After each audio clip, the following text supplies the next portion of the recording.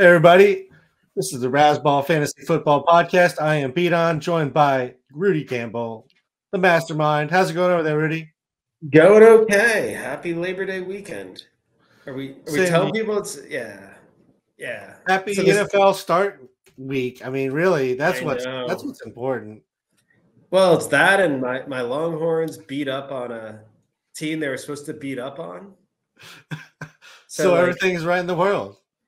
we're getting geared up. I mean, next weekend's even better. We got NFL week 1, Texas at Michigan. That's gonna be pretty awesome. That's gonna be a pretty big one for sure. And Baltimore, Kansas City on Thursday is gonna be a pretty big one. That's gonna be a fun game to start the season off with. I don't know that it's going to necessarily represent the teams at their best, but it's going to have a lot of say potentially right off the bat. Yeah, I mean that would be a nice one because you want to have that home field advantage, and they starting as like the two probably highest win projected teams. It's always tougher to believe in Baltimore, in my eyes, than KC, because it's just you're afraid you never know what that team's going to do. I feel like they've been really consistent, but if you told me Kansas City was going to lose 8 games, I'd assume Mahomes would have got hurt. Like I just don't see that as a possibility. After being able to get to the Super Bowl with no wide receivers. But Baltimore, I mean, granted they've gotten pretty far with no wide receivers too. But man, you're relying on Lamar and Henry. That's a lot of miles. Yeah. It is a lot of miles, but it's two guys who are pretty good too. So that'll be fun. It'll be fun to watch those two. I mean, it's hard not to like be in awe of Derrick Henry for his, the ability to for him to be that big, that fast, handle that much volume. So hopefully he has like that. Remember that Corey Dillon year? Corey Dillon was a good running back. He had one great year left in him, and he got a ring with the Patriots with it. That would be pretty cool. It would be cool to see Derrick Henry win a Super Bowl. We don't need to see Mahomes win another one, for sure. I mean, we don't, but also if he gets a 3-peat, Kelsey might retire. So there might be something there too. So he's going to be insufferable no matter what. It'll just be like more him and his brother's podcast just got like a crazy amount of money. Who's listening to that? It's I think there's plenty of people listening. I don't know who it is, but there's a lot. It's the same people who are like the audience to listen to Gronk talk. I don't want to hear from tight ends are just like insufferable. The big fucking white tight ends, they don't shut up. They think they're so hilarious. I'm so hilarious. I'm so eccentric. It's like, shut up. Look, they couldn't be receivers. It's okay. They have to make up for it. But let's move into some football talk, Rudy. Let's jump into it. Get off my lawn, tight ends. Speaking of comfort level, at this point, CMC is not fully practicing. We don't have a whole lot of information other than that about the calf injury with CMC. I mean, we both had him at one overall. When we talked about running backs, do you still have him there? Do you still feel comfortable taking him at 1 overall? Yeah. I mean, if you told me the calf injury came up just now, because calf injuries definitely are like a couple week thing to take care of. But if it's a straight calf, they've been guiding, dealing with it for weeks on the practice thing. I wouldn't overthink it. But there's never a bad call to avoid, let's say, like a starting pitcher in the first couple picks in a draft. Like it might not be the optimal play. Like there might be a great starter there, but I'm okay with just if you want a hitter, go for it. In football, it's like if you feel more comfortable with a wide receiver early, if you want to take Lamb at 1, sure. You could probably take wide receiver. Like you want to take Amon St. Brown ahead of. I don't think it's like an awful call if you're not feeling it. But I still think he's the odds-on best favorite to be the best player in fantasy. All right, let's say you're very risk averse. You're playing a very risk averse strategy. Where would you have to see him fall to be like, okay, this is ridiculous? I have to, like, he's got to come off the board. I'd be like three. Okay, 3. Wow, 3 or 4. I mean, because then, well, the question then would be like to take a running back. So then the thing, would you take, like, why would you feel more comfortable with Hall than McCaffrey? Because we know if McCaffrey's healthy, he's going to be getting a bunch of touchdowns too. And we don't know that. I can't say that with any confidence with Hall and Bijan. Not necessarily because I think they'll get that someone else on the team will. I mean, it's just more like that San Francisco team is good, just seems to score a ton of touchdowns. So I feel like you give McCaffrey a health, like he's kind of a touchdown a game kind of, and like I would probably say Hall and Bijan feel like more like a half a touchdown a game. Like that's huge. And he's going to catch, like, so I'd say like 3. I think you're overthinking it if you put Brees or Bijan there, especially, I mean, Hall hasn't really been a paragon of health either. So, but yeah, if you're in Dynasty, all that stuff's like different. Like, I mean, right. Because like you're playing it year to year. McCaffrey's seemingly getting perilously close to a cliff. I mean, so few guys have probably done what he's done over the last 15, 20 years. And we know that volume, it tends to go pretty soon. But yep. What would be like, I mean, what do you do? If I'm trying to avoid risk, I could see taking like Tyreek, Chase Lamb, AJ Brown, Justin Jefferson, Amon-Ra. I could see maybe not Chase right now because he's also a question mark. But I guess that's 5 then. So I could see CMC going 6, but I don't think I could take any running back in front of him. And I don't think I could take, any more receivers left, like off the board in front of him either. So I think if that's as risk averse as I'm being, and I'm still probably taking him 2 behind Tyreek in any format really. And even then, it still feels weird not taking him at 1 to some extent. So, just depending on how the league goes, if it's deeper league and you need to play it safe, or you're just a risk averse type, I could see taking those 5 receivers ahead. But going running back, I know statistically it says CMC is not going to go back to back, but that feels completely injury related at this point. Right. And we know even if he ends up giving you 10 or 12 games at the rates he does, I mean, it'd be rough if he missed the playoffs kind of thing. But yeah, I think that's overthinking it. But yeah, I think I would say maybe 4 at the least, but that doesn't feel like a great call to take Amon-Ra ahead of him. But Lamb and Hill, I mean, hard to argue. That those feel more like coin flips. And I certainly, if I had 2 drafts picking 1, I don't think I'd take McCaffrey in both. And that's just natural kind of hedging. But I don't, so. Yeah.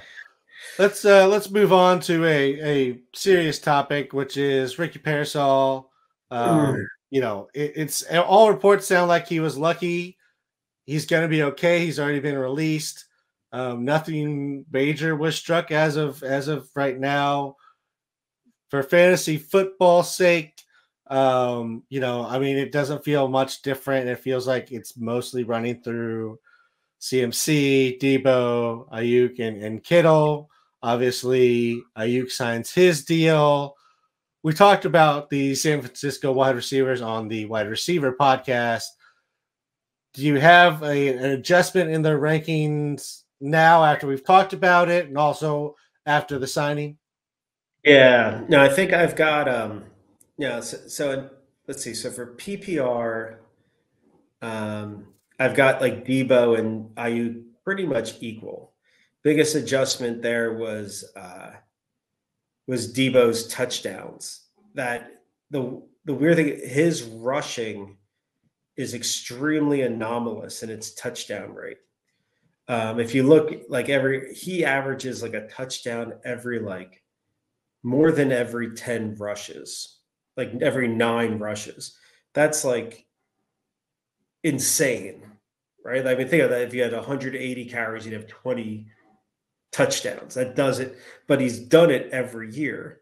Clearly, like without digging into all the touchdowns, my take is like part of that is, maybe he's getting, they're using him more as this decoy, this end around kind of running threat when it really counts in the, inside the red zone. So that adjustment was one which kind of evened them up. I kind of saw Perarsall. The only rationale for drafting him this whole thing was a hedge if Aiyuk didn't sign. And I didn't, and I mean, it was real. Like it wasn't the drama was like, if they could have gotten the right deal, they can got the right receiver back, they would have let him go. But I didn't particularly think the Perarsall hedge was that great. He's also a rookie. Who knows if he succeeds in that system? And the reality was that even if they got rid of Aiyuk, they were going to bring in a real WR2. It was never Perarsall as WR2. Why would you do that with a team with such a, with that window?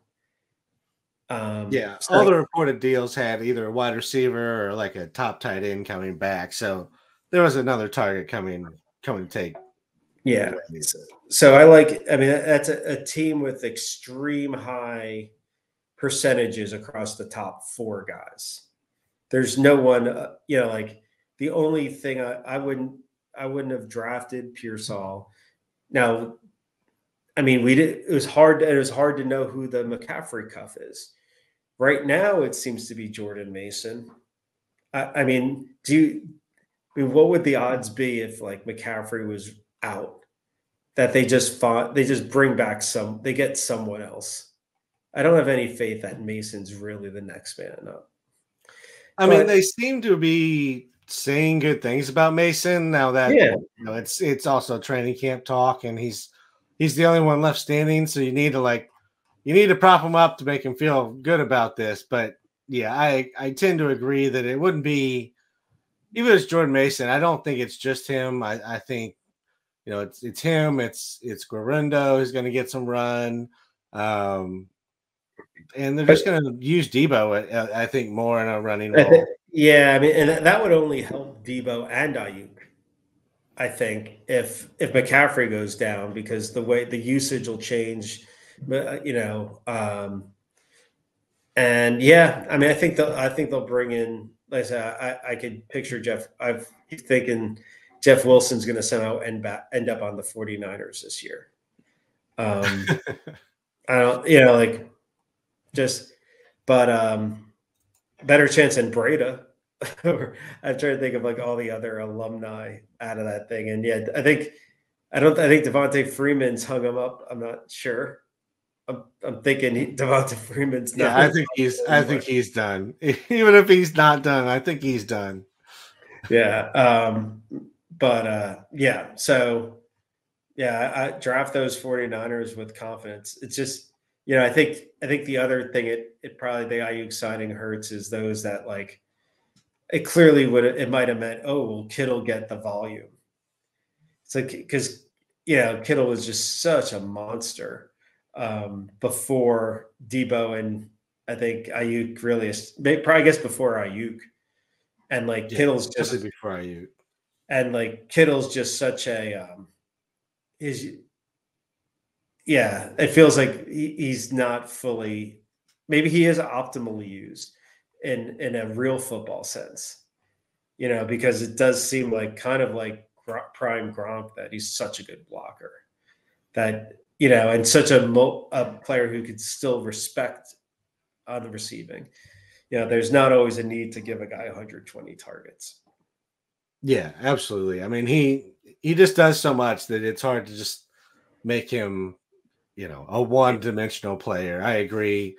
We've been talking this whole time through the rankings and everything. That's overall for the season. But where you really zone in is the weekly, and in week one is different because we don't really have data to draw upon with the current teams and the rosters and everything that's changed over. So how do you go about the weekly projections this week, trying to figure everything out? I mean, a lot of that is the preseason projection stuff. And so my process, I'm projecting all the weeks.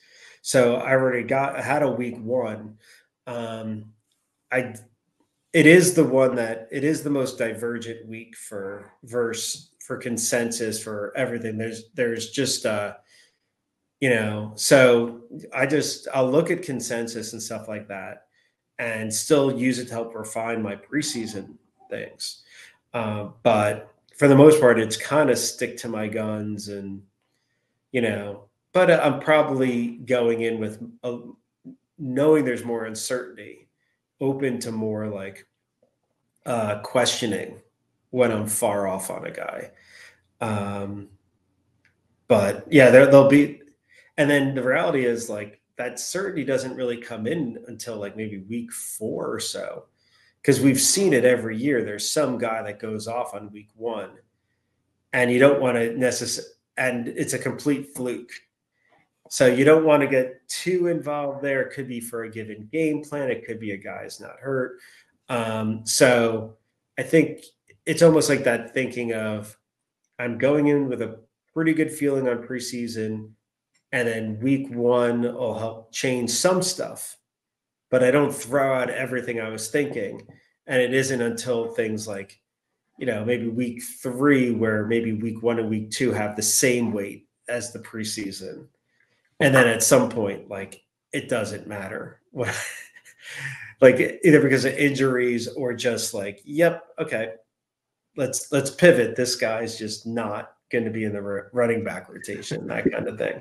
That tends to be pretty quick.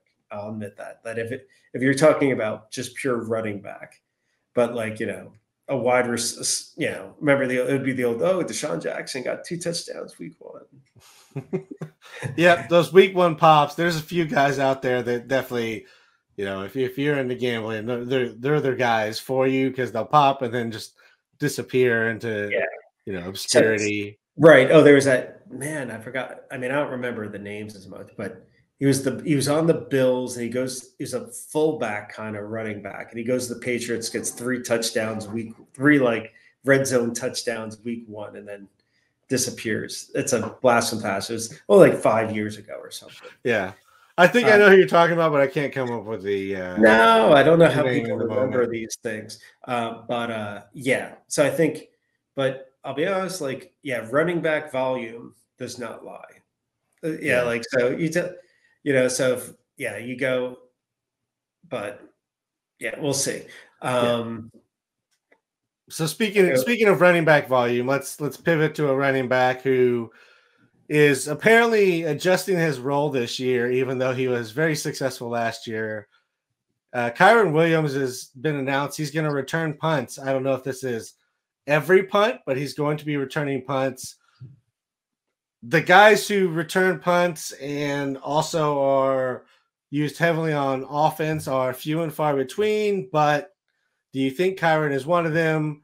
Do you think this changes touches at all, or the timeshare between Kyren and Blake Corum. What are your thoughts on the Rams running back situation now? I mean, in general, I feel like McVay does not seem to play by the same rules on usage and snap counts. We've seen his wide receivers with 90+% snap rates, running backs with extreme usage. I think the way I view it with Williams is I don't think it matters that much. It is a bit of a tell that I do think what we'll see is that he's the most valuable guy. I think he'll get the valuable touches, your receiving downs, your red zone. But yeah, I could imagine him getting a little bit more of a spell and taking a few more runs off his plate. I was never convinced that he was really a guy that could run the ball 270 times a season. Kind of like with Rashad White. Like I'm just a little skeptical that that's the optimal play. So yeah, we'll see how the punt thing goes. I think he's still going to be super valuable, and that the reality is that I just don't want to project guys for that massive volume if I don't really think that that'll happen. But I think from a usage standpoint, he's still going to. That's the reason you draft him high, is that I'm not concerned yet. Will only take a week or two that like his role in the red zone is reduced or in the 2-minute offense. If those things are there, nothing to worry about. And I don't see a reason to, because I don't see Blake Corum doing much except, kind of like what Ronnie Rivers would do, or some of these other guys. If you give them a few carries, but they don't seem to spell the running back that much there. Maybe the old Malcolm Brown role, minus some touchdowns. Yeah, I think the names that really get brought up against him are like, now do you move Jahmyr Gibbs, Jonathan Taylor, Saquon, a chain? Like those are the guys I think that maybe Kyren is ahead of before, but now it seems like the room has shifted and now he's generally going behind them. Yeah, I mean, they all have their thing. I mean, Jonathan Taylor is great. I mean, it's just the question of, does Anthony Richardson bogart some red zone stuff? Right. Barkley, same thing with Hurts. A chain has got Mostert. Like, so they've got bigger questions on that stuff. I think the question's more, do you think Kyren Williams could handle that rushing volume and that usage again, forgetting the punts? And yeah, so I could see taking all those guys ahead of him. I don't necessarily have them projected ahead, but if you have that concern on Kyren, it's not unwarranted. We've seen multiple running backs do well in that system. Yep, so that's fair. I generally am not worried. I just look at what he did last year, and he was so good in this system.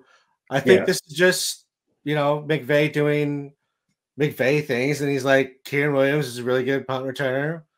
We're going to tell him to waive fair catch if he doesn't have any room. Don't take any risk. And then maybe if he has space, we get an easy touchdown out of this or good field position. And so there's a chance that if he doesn't waive for a fair catch, he loses some touches after that. But that's such a small amount of touches, because you already expected Corum to get some. Like, they're very similar type of guys in what they do. They basically drafted a guy to be in the system and just not have to adjust anything. Like, plug and play with Kyren and Corum, and Kyren is better. Yeah, that's the assumption right now, right? That's the, what do they call it? That's what we'll start with, and then we'll go from there. But Would you move Corum up your draft board if you do draft Kyren? Would you make sure that you end up with Corum, or are you not worried about that? You'd rather take a shot on another backfield? Like, would you rather have Jerome Ford or Devin Singletary, which are going ahead of Corum, or would you prioritize him over guys like that and like Tajay Spears and Zach Moss? Like, those are the guys going right in front of him. I'd rather those guys than Corum. Yeah, I think it's speculative. I'm not convinced Corum ends up being this every down back or getting these valuable touches. Yeah, I agree. So end game Cuff, I don't mind, but I mean, just know you're going to drop him week 1 because someone's going to be dinged up or something. There's probably better options, but yeah, I mean, like you grab a few lottery tickets and then you see how it's going to go, and try not to feel like a jerk for like rooting against. So some of these lottery tickets come in, it's like, oh, I'd hate to see injuries, but yeah, I mean, all those guys have direct lines to being, useful right off the bat without having to supplant somebody who put up a great season in front of them. So it just feels like a reach to go in that direction. Yeah, no, I think so. Yeah. All right, let's move over to some wide receivers, Rudy. There's a bunch of guys who signed already, which is CeeDee got paid this week. Justin Jefferson got paid. Aiyuk got paid this week. Ja'Marr Chase still hasn't paid, and he's kind of been in and out of practice, mostly out. Are you starting to worry about Ja'Marr Chase, and are you worried about any of these other guys who held out at any point? Jefferson, I think we're worried about him for other reasons, but what are your thoughts on these top guys who did hold out early? Because it's not a great track record. Well, I mean, as long as if it's this, I think if you have the same quarterback and you've got chemistry, then I have no concerns about any of the guys that signed, including Aiyuk. Maybe that first week. I mean, no, I feel like it's all like, especially from a season-long thing, it's not a big deal. Chase, I don't know. I mean, they've made it the case that if you hold out, you don't. It's not like you still have to have 5 full years or whatever. So I don't see a lot of incentive to hold out.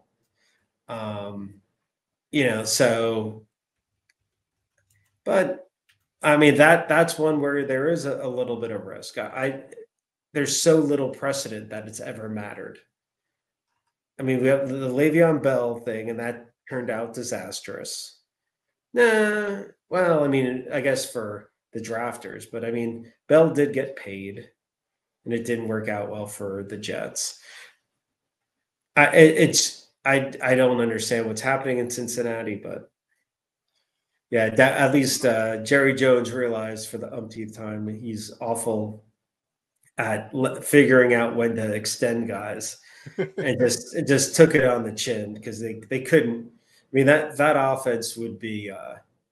I mean, imagine what is the Dallas offense this year without Lamb? I mean, it's horrific. I mean, they really don't have. I mean, and I'd say Dak is kind of like. Let's say he's a little bit above average quarterback. Yeah, he's slightly more than just a guy, but it's not. And the running backs are below average. Yeah, I mean they so needed Lamb, and he does. I mean he deserves it. He's great. Mm-hmm. Yeah, I mean he's one of the top receivers in the game. He's gonna have to pay him or let him walk to somewhere else. All right, and I don't really know what Cincinnati is going to do, especially because it's like, there's only, you've got Burrow doesn't have the biggest window. You got to take advantage of it. So I assume the Chase thing happens, and if not, I still see him playing it out. And then it's just a matter of he goes to free agency, or it's just some other grueling thing. Yeah. So annoying to see, but yeah, those wide receiver contracts are pretty sick right now.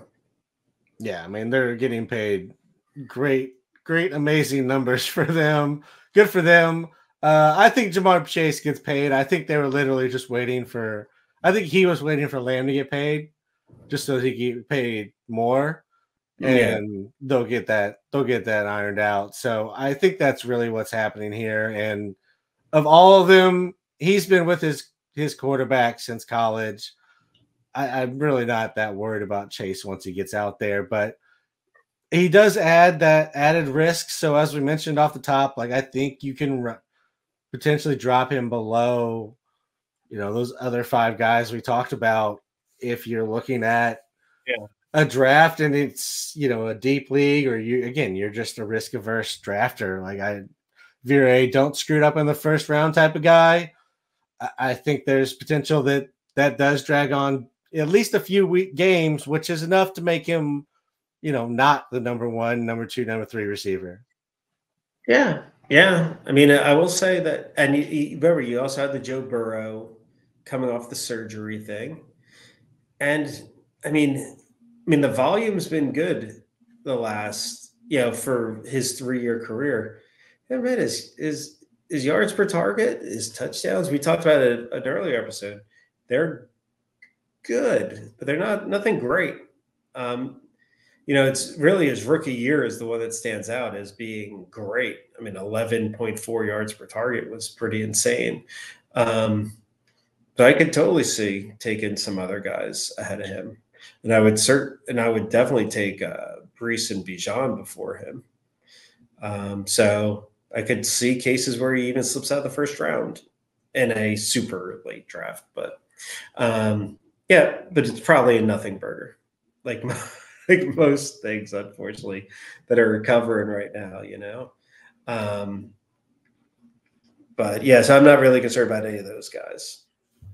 Yeah, I tend to agree. Like I said, I think it's enough that I rank Tyreek number 1 just because he's not dealing with any of that. But that's such a small difference in elite receivers that can't really get hung up on any of them. I feel like getting like the number 3 pick is just the worst possible spot to be, because you don't get your choice of 1 and 2, and now you just pick from this group that's all kind of the same.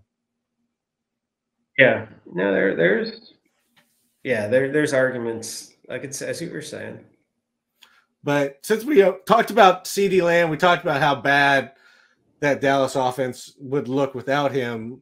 They did go out and sign Dalvin Cook. That's not the signing that would have been 3 years ago, but how do you think this backfield shakes out now with the addition of Cook? That makes it a pretty clear, trio of running backs there. What are your thoughts? I mean, that Dalvin drop off last year was severe. Until I see any different, I feel like Zeke is still the leader in that. I mean, but I've got like Dowdle and Cook kind of sharing but I don't. I mean, but neither being fantasy relevant. If anything, this basically takes Dallas down to like. I mean, I wouldn't really want I don't want any of these guys on my team. I can't. I mean, it's hard to write off him last year just because he was on the Jets. I'm taking a look at some of the stats from him, because I mean he had obviously a very strong career in Minnesota, and then they let him go. Which kind of feels, I don't know. I mean, nothing jumps out when you look at it from the Minnesota side. I guess I don't hate it, because you have to look at this thing, you have to look at the potential upside, even if you're squinting. there's seemingly no reason he couldn't be the 1A. Just it's the worst. He's walking to the worst running back room. Yeah, I mean, it's worth a late flyer. I don't know that I'm. So I think you got to feel good if you took him late. You got to hold on for a week or two. If you took him as a kind of a speculative thing, I mean, hell, I mean, I think the Giants room is awful. It's like, and if you told me like, no, I think Singletary is going to get more carries than Dalvin Cook. I don't know. But would you rather have, since you mentioned your Giants, would you rather have Tyrone Tracy or Dalvin Cook?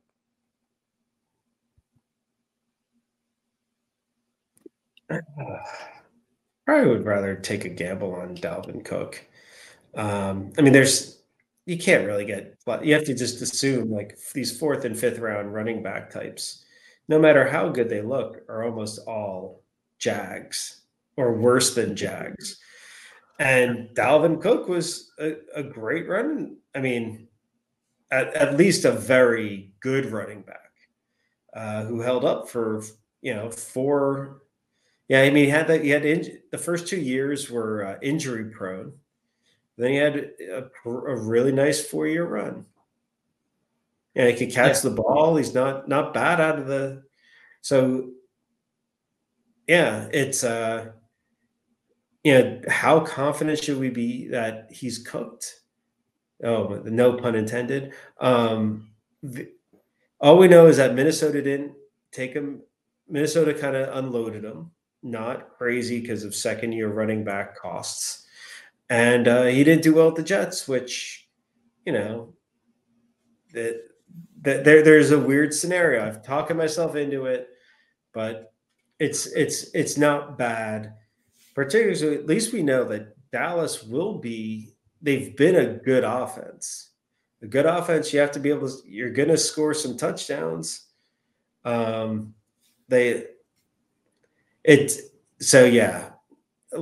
Late thing in there. I think it definitely means that I wouldn't have anything to do with Dowdle.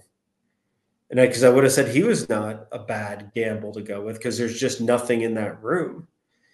Now at Dalvin, that just takes him out. And you assume he's kind of like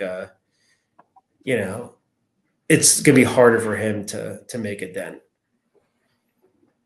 Yeah, I feel like the one thing I'll say is if we're looking at the running backs, it does feel like Dalvin and Zeke's skills overlap a little bit more than Dalvin and Dowdle. So I think if Dowdle's role is still kind of there, it's definitely going to hurt him as well. Do you think anybody in this running back room gets more than 40% of the snaps? All right, I've got let me see where that's about, I think, where I have Zeke. I could I'm interested to see if anything ever happens with Deuce Vaughn. So right now I have Zeke at 42%. And Dowdle and Cook around 20%.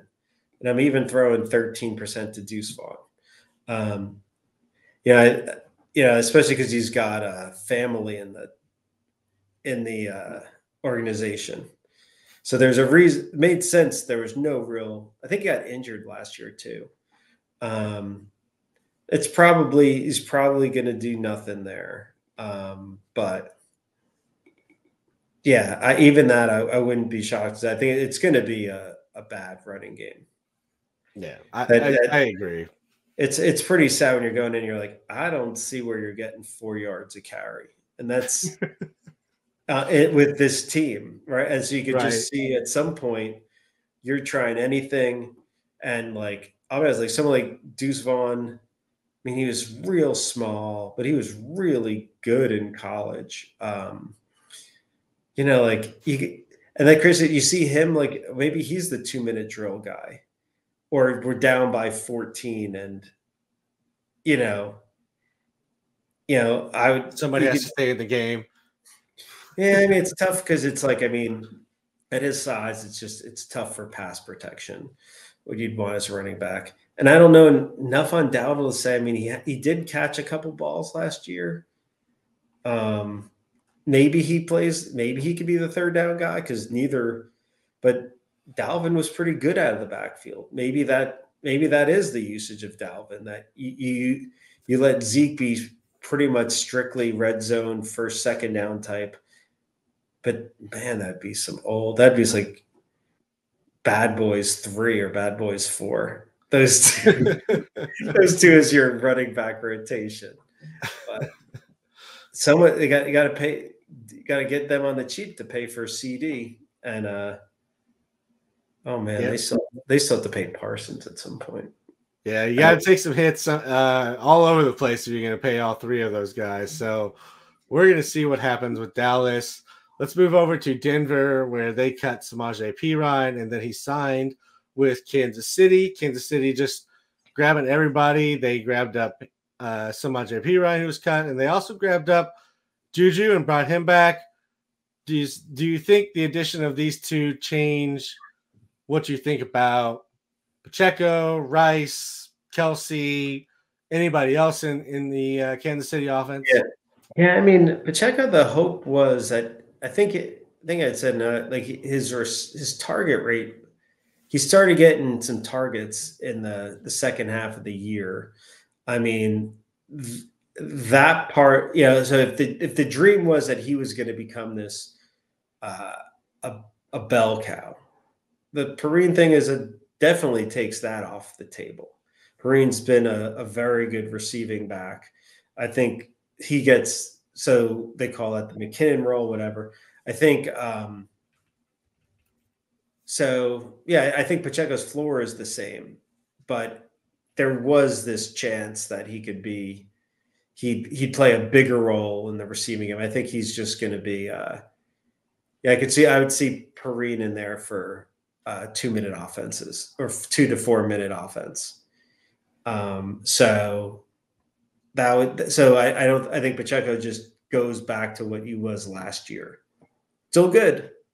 Not a huge killer, but takes a little bit of the upside off of it. Juju, I'm not convinced is anything more than depth. I feel like that it's been a team that they've had trouble with wide receiver depth, and guys doing well. Like I feel like guys like Sky Moore and Hardman really just weren't very valuable on a play-by-play basis. And they've had Juju there. They know what they're getting with him. He could run routes better than those guys, because that's the thing when I think about, like, and I can't, it's not being fair to Sky Moore. He has different deficiencies in this, but the Kadarius Tonys and McCall Hardmans, it's like they just feel like gadget guys. These aren't guys that are running great routes. Juju could do that, but I think of him as WR4 on that team, assuming Rice is healthy. Not Rice is healthy. Rice is not suspended. And Hollywood's playing. Hollywood's probably the one who's probably not playing right off the bat. So and I mean, I feel like you were pretty much going into, without Brown, you were basically saying, Worthy's your 2, Watson is your 3. I mean, no, Watson's gonna be 4 or 5. It's gonna be Worthy, Rice, and then Juju, I would guess. Right? No, I'm saying before the Juju signing. So I kind of see it like it makes a lot of sense. Yeah. Absolutely. And I could see, Juju getting a lot of run. I could see him playing like 70% of snaps on week 1. It wouldn't be. I don't know where I'll end up projecting on that. I think I'll be a tough one. But I think let's say I think week 1 might be the peak amount usage for Juju and Watson.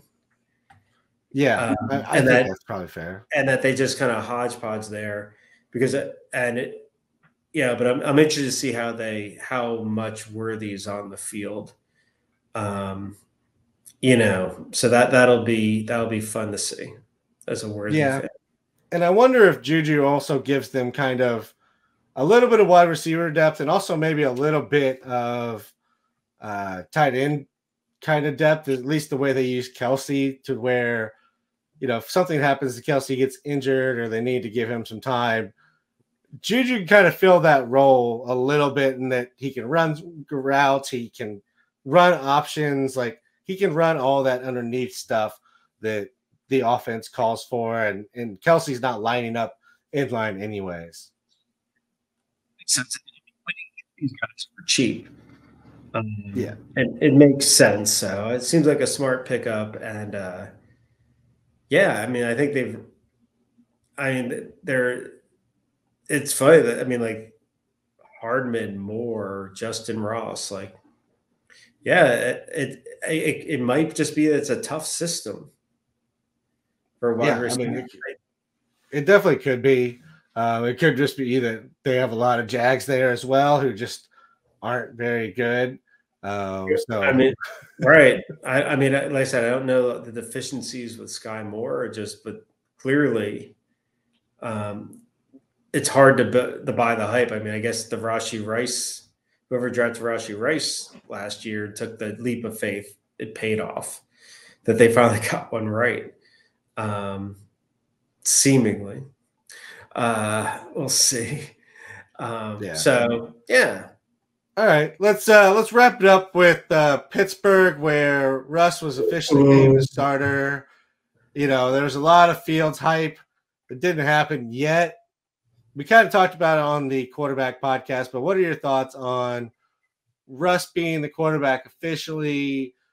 The potential for Fields sitting there behind him, and then also just what that means for the offense as a whole. Yeah, it's a pretty uninspiring offense. The running backs will be fine, that they're splitting it, but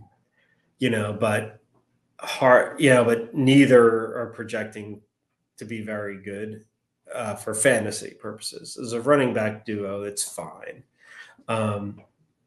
It'll be interesting to see, will Pickens get a higher, can he extend his target rate now that Deontay Johnson's not there?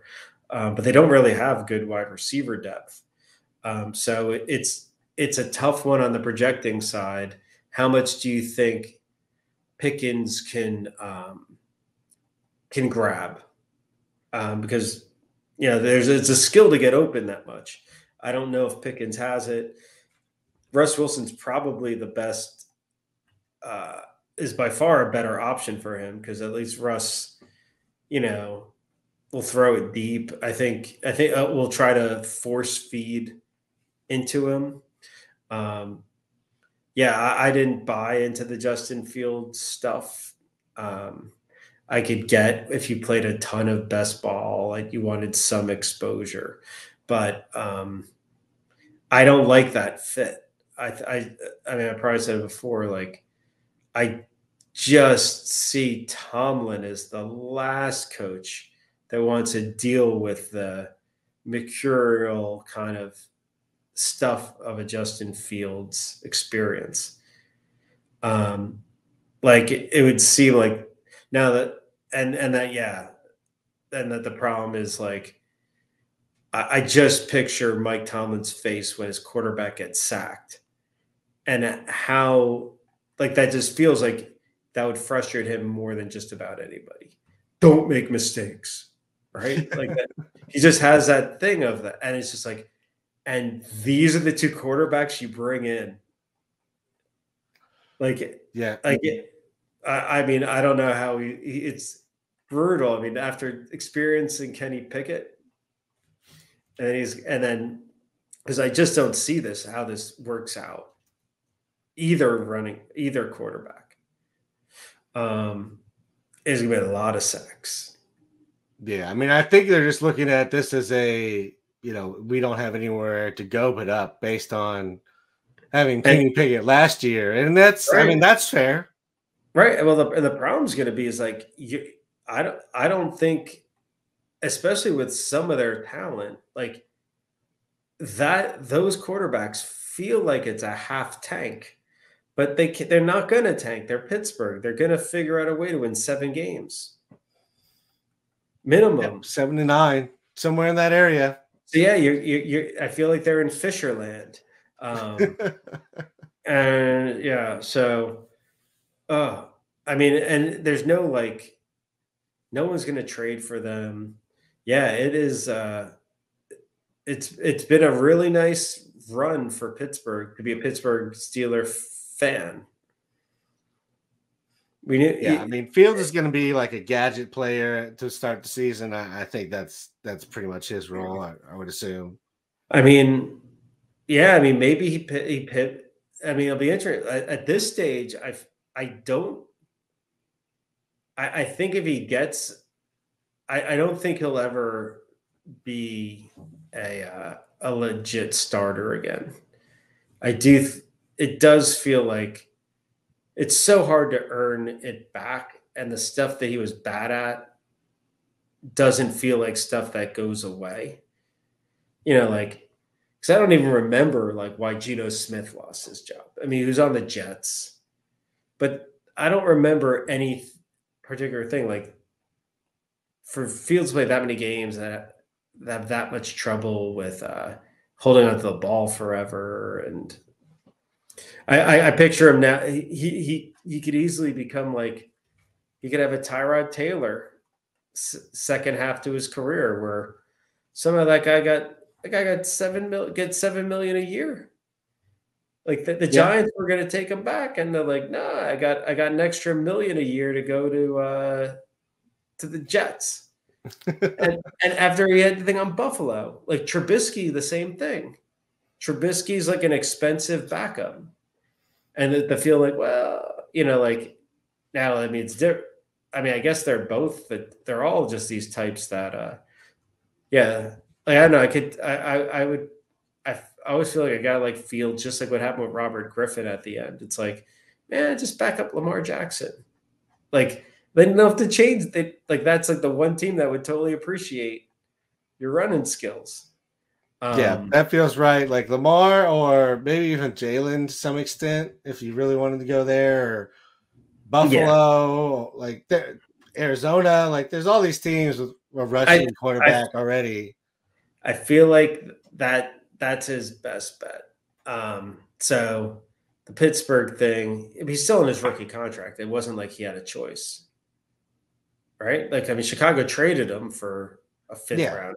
That's fair. So enjoy the year or two. Maybe you learned something. Yeah. Hey, hope everybody learned something while we talked here about week 1, Rudy. If they have specific questions, you can find us on Twitter. I'm at RazBeaton. Of course, at Rudy Gamble. Yeah. And subs are open you get your monthly subs. Absolutely. Grab your monthly subs. Get all the weekly projections. Get all that lineup help, all that good stuff. Get the in-depth numbers. Look at them. I mean, it's great. I use them to set up my lineups every week during the season. And now's the time. Now's the time to go ahead and grab them. Rudy, appreciate everything. Good luck with any drafts you have left. And starting week 1, I'll talk to you after the week 1 carnage, because I'm sure there will be some craziness going on. Yeah. Sounds good, man. See ya.